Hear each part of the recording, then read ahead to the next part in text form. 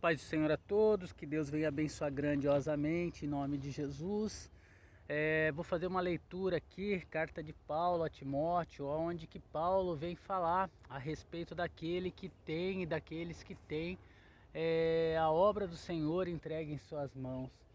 E muitas das vezes a gente fica pensativo, mas é Deus que está mesmo na minha vida? Não é? Pelo menos aqueles que têm amor a Deus e não quer falar da carne aos irmãos dizendo que é Deus que está dizendo. Pelo menos isso acontece comigo. E sei que acontece com outras pessoas direcionadas pelo agir do Espírito Santo. Então vamos aprender mais um pouco. Que Deus venha abençoar cada um, dando cada vez mais sabedoria através da palavra do Senhor. E segunda epístola de Paulo a Timóteo, capítulo 1, ela diz o seguinte: Paulo, apóstolo de Jesus Cristo, pela vontade de Deus, segundo a promessa da vida que está em Cristo Jesus, a Timóteo, meu amado filho, graça, misericórdia e paz da parte de Deus, Pai, e da parte de Jesus Cristo, Senhor nosso. Dou graças a Deus, a quem desde os meus antepassados sirvo, com uma consciência pura. De fato diz que ele procurava agradar a Deus, mesmo enquanto perseguia a igreja por ignorância. E de que, sem cessar, faço memória de ti nas minhas orações noite e dia. Nisso vemos a profundidade da vida de oração desse homem. Desejando muito ver-te, Paulo estava na prisão em Roma quando escreveu esta epístola, sua última, lembrando-me das tuas lágrimas.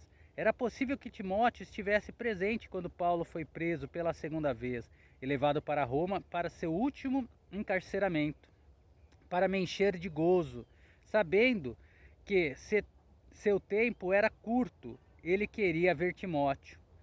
Trazei na memória a fé não fingida que em ti há. Ele se lembra de quando havia se encontrado com Timóteo pela primeira vez, quando convidou para juntar-se à sua equipe evangelística, Atos 16:1-3, a qual habitou primeiro em tua avó Lóide e em tua mãe Eunice, e estou certo de que também habita em ti. Fala aqui uma herança extraordinária. Muitos têm essa herança, este chamado dentro da família. E por cujo motivo te lembro que despertes o dom de Deus. Refere-se à totalidade do chamado de Deus na vida de Timóteo, que existe em ti pela imposição das minhas mãos. Isso não significa que Paulo havia outorgado deste dom ao jovem Timóteo. Quer dizer que Paulo pôs as mãos, orou e Timóteo recebeu a unção dele para Paulo. Não, Paulo ele colocou as mãos para abençoá-lo. Abençoá-lo através do quê? Através do agir de Deus, através do Senhor.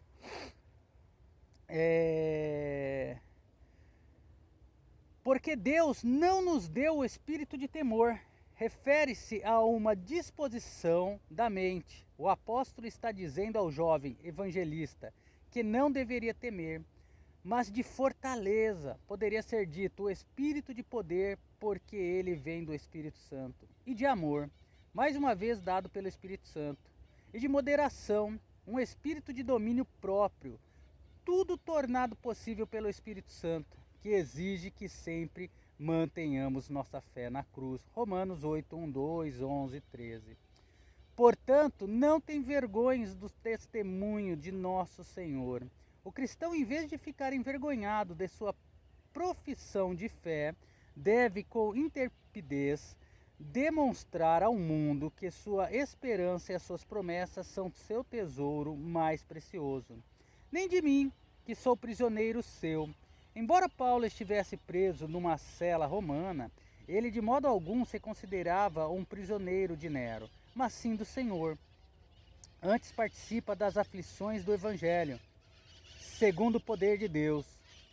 Olha que maravilha esse periquito aí. De fato, quer dizer aceitar sua porção do sofrimento, que sempre será acompanhado pelo poder de Deus, que nos dá a graça para suportar a prova, que nos salvou por meio do que ele fez na cruz e chamou com uma vocação santa. Nós não o chamamos, mas ele nos chamou. Não segundo as nossas obras. A salvação é pela graça, por meio da fé, não pelas obras. Efésios 2, 8, 9 vai falar sobre isso. Mas segundo o seu próprio propósito e graça, refere-se ao motivo e ao meio que nos foi dada em Cristo Jesus, por meio do que ele fez na cruz. Antes dos tempos dos séculos, a cruz de Cristo é a primeira doutrina bíblica, de fato, predeterminada antes da fundação do mundo. 1 Pedro 1, 18, 20 fala sobre isso. Consequentemente, toda doutrina verdadeira é edificada sobre o fundamento da cruz, ou então não é verdadeira, e que é manifesta agora pela aparição de nosso Salvador Jesus Cristo. Tudo está envolto por Jesus e o que ele fez na cruz, o qual aboliu a morte. O salário do pecado é a morte, Romanos 6, 23. Por isso, quando Jesus expiou todo o pecado na cruz, isso eliminou o meio da morte, quer dizer, da morte espiritual, e trouxe à luz a vida e a incorrupção pelo Evangelho. O Evangelho é a cruz a qual tornou possível a vida e a imortalidade, e verá seu cumprimento total na vinda e da ressurreição. Para o que foi constituído pregador, para pregar o Evangelho, e apóstolo da graça e doutor dos gentios. Embora o apóstolo também pregasse aos judeus, seu trabalho principal foi sempre entre os gentios, cuja salvação a cruz tornou possível, por cuja causa estabelecer a igreja. Padeço também isto, encarceramento, maus tratos, açoites e etc. Mas não me envergonho. Revela o fato de que alguns estavam envergonhados de Paulo pelo fato de ele estar preso. Porque eu sei em quem tenho crido, refere-se ao Senhor Jesus Cristo. Estou certo de que é poderoso para guardar o meu depósito até aquele dia. Isso se refere à alma e a todos os seus interesses imortais. Conservo um modelo das sãs palavras. A forma da doutrina correta, que é Jesus Cristo e ele crucificado, que de mim tens ouvido. Refere-se ao fato de que o Senhor deu a Paulo significado e o entendimento da nova aliança, que é a cruz, Gálatas 1, do 11 ao 12, na fé e no amor que há em Cristo Jesus.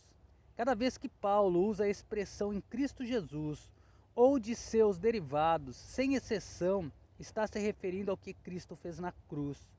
Guarda o bom depósito. Expressa em palavras tão simples a coisa mais importante no mundo, o Evangelho de Jesus Cristo. Pelo Espírito Santo, tem a ajuda do Espírito Santo com respeito à pureza da mensagem, que habita em nós. Ele está constantemente presente e, portanto, constantemente disponível. Bem sabes isto, que os que estão na Ásia, todos se apartaram de mim. Uma das provas mais dolorosas que o dedicado Paulo teve que suportar na agonia do seu último testemunho para seu Senhor foi a de saber que seu nome e ensino não estavam mais sendo tidos com honra em algumas dessas igrejas asiáticas, que ele amava tanto. Esse afastamento dele era um afastamento da cruz, entre os quais foram Figelo e Hermógenes. Infelizmente, esses dois seriam incluídos nos textos sagrados, não na esfera de fidelidade, mas sim na deslealdade. O Senhor conceda misericórdia à casa de Onésiforo. Pela terminologia, ao que parece, esse homem havia morrido há pouco tempo, porque muitas vezes me recreou e não se envergonhou das minhas cadeias. Mais uma vez, parece que muitos crentes estavam de fato envergonhados de Paulo e de sua situação, mas não Onésiforo. Antes, vindo ele a Roma, com muito cuidado me procurou e me achou.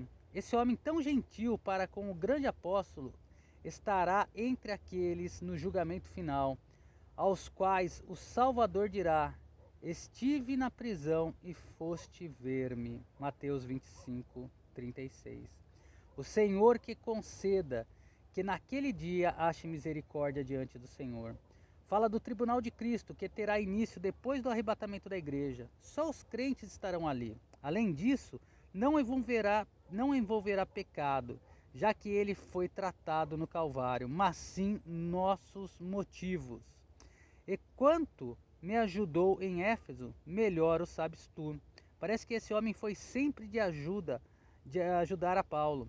Portanto, seu nome será reverenciado para sempre nas páginas das Sagradas Escrituras. Capítulo 2, ele dá ainda uma continuação do que Paulo estava querendo dizer para Timóteo. Eu vou ler aqui até o versículo 13 do capítulo 2 de 2 Timóteo. Tu, pois, meu filho, fortifica-te. A pessoa só consegue isso se fizer sempre a cruz o objetivo da sua fé, na graça que é em Cristo Jesus. A fonte da graça é o Senhor, mas o meio é a cruz. E o que de mim, entre muitas testemunhas ouvistes, confia-o a homens fiéis, refere-se a outros chamados por Deus que pregarão este grande evangelho, que sejam idôneos para também ensinarem a outros. Embora muitos tivessem abandonado Paulo, a evidência aqui é que alguns não fizeram, eles eram fiéis. Sobrepôs comigo as aflições, como bom soldado de Jesus Cristo. Ninguém que milita se embaraça com o negócio desta vida. O soldado tem só uma coisa em mente, que é cumprir seu dever. O cristão deve ter o mesmo motivo, o mesmo espírito e a mesma consagração. Daí o apóstolo usar a palavra soldado, a fim de agradar aquele que o alistou para a guerra. Devemos agradar a Cristo, não aos homens. E se alguém também milita, agora descreve a maneira na qual o crente se esforça, não é coroado senão militar legitimamente. É a preparação para a batalha que está em questão, não a batalha em si. O que o apóstolo está dizendo? O lavrador que trabalha deve ser o primeiro a gozar dos frutos. Considera o que digo, porque o Senhor te dará entendimento em tudo.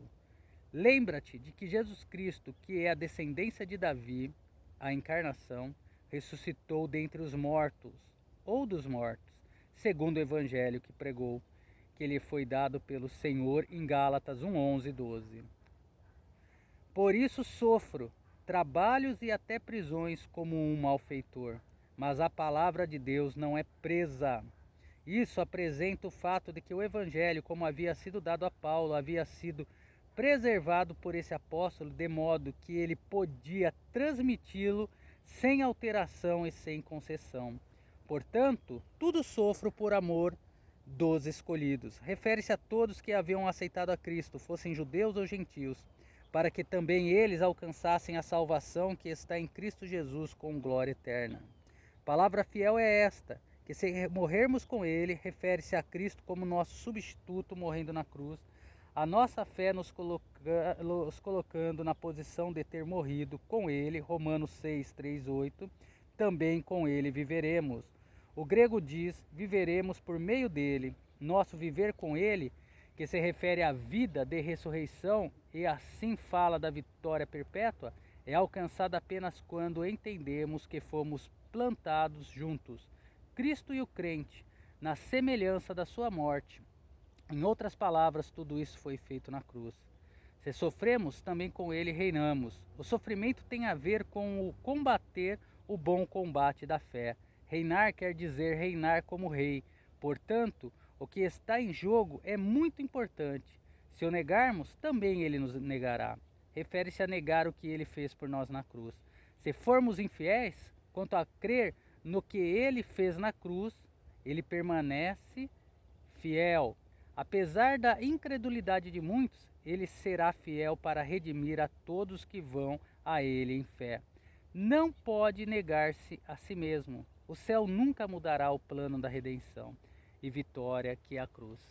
Que Deus venha abençoar cada um, venha dar vitória, venha dar sabedoria, conhecimento, discernimento, venha o Espírito Santo agir no coração de todos, trazendo através das escrituras sagradas, da palavra de nosso Senhor Jesus Cristo, aquilo que nós precisamos para sermos mais do que vencedores em Cristo Jesus e levar um evangelho simples, mas puro, cheio de amor e de vitórias, para a honra e glória do nome de Jesus. Um forte abraço a todos.